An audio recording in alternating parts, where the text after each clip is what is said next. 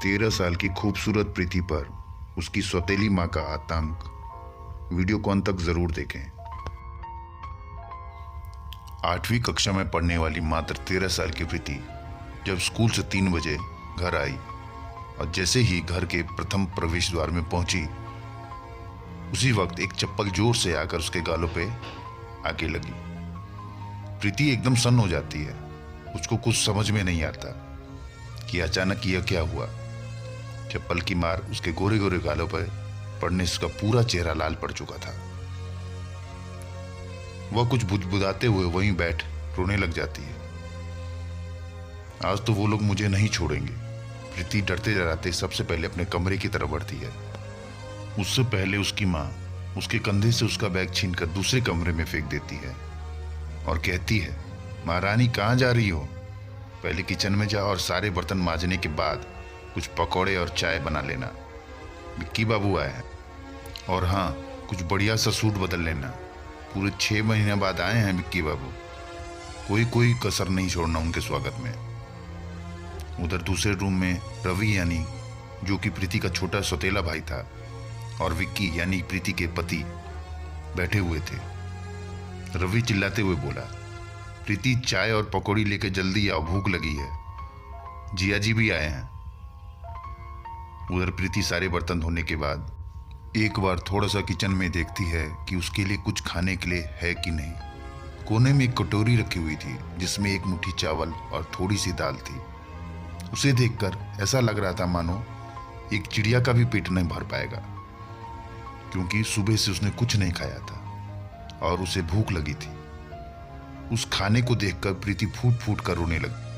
प्रीति पकौड़ी और चाय बनाकर एक अच्छा सा सूट पहन के दूसरे कमरे की तरफ बढ़ती है। प्रीति लाल रंग के सूट में बहुत ही खूबसूरत लग रही थी। वह चाय और पकौड़ी की ट्रे टेबल पर रखकर विक्की के पांव को आगे छूने के लिए आगे बढ़ती है।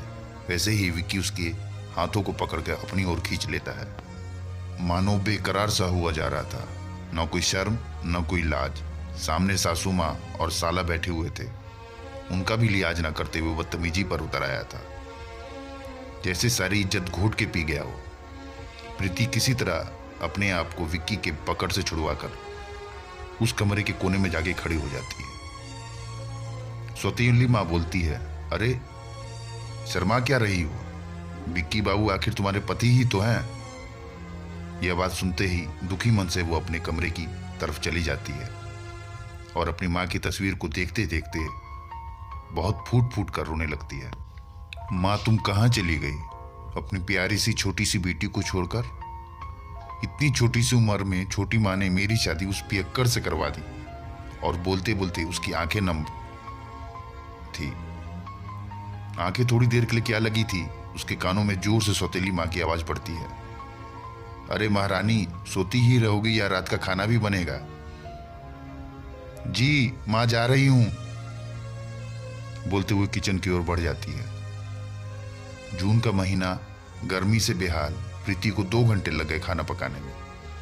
सभी को खाना खिलाकर तब जाकर 2 रोटी अपने लिए निकाला और किसी तरह खा पाई।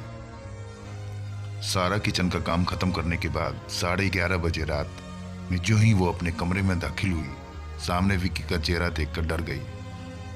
किसी तरह डरते डराते हुए कमरे में दाखिल हुई जहां पहले से विक्की उसका इंतजार कर रहा था। मगर विक्की के कुछ कहने से पहले ही प्रीति कहती है, मुझे आपके साथ सोने में असहज महसूस होता है। कृपया करके आप अगले वाले रूम में चले जाइए, मैं आपके साथ नहीं सो पाऊंगा। विक्की बोला, अरे क्या बात है, हम पति हैं तुम्हारे, अब पूरे 6 महीने बाद मिले हैं। क्या तुम्हें उस जुदाई का दर्द का एहसास नहीं है? बस आज रात की ही तो बात है, कल सुबह होते ही मैं तुम्हें लेकर अपने घर चला जाऊंगा। यह सारी बात सुनकर प्रीति का चेहरा एकदम पीला पड़ गया। बहुत सोच में पड़ चुकी थी। अपने पिछले दिनों को याद करते हुए उसकी धड़कनें सी हर्षी गई। नहीं मैं प्रीति कुछ बोल नहीं पा रही थी। अरे क्या मैं लगा रखा है, विक्की बोला, कितने प्यार करते हैं तुमसे हम, आओ हमारी बाहों में।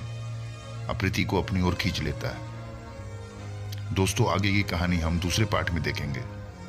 प्रीति के साथ उस रात क्या हुआ, क्या अगले दिन विकी अपने साथ प्रीति को ले जा पाया? आखिर प्रीति के भविष्य में क्या लिखा था? इन सभी सवालों के जवाब आप अगले अंक में देख सकते हैं। आपको यह कहानी कैसी लगी हमें कमेंट बॉक्स में ज़रूर बताएं, और अगर अच्छी लगी हो तो हमारे चैनल को लाइक, शेयर और सब्सक्राइब ज़रूर करें। धन्यवाद। आपका आभार, आपका प्यार।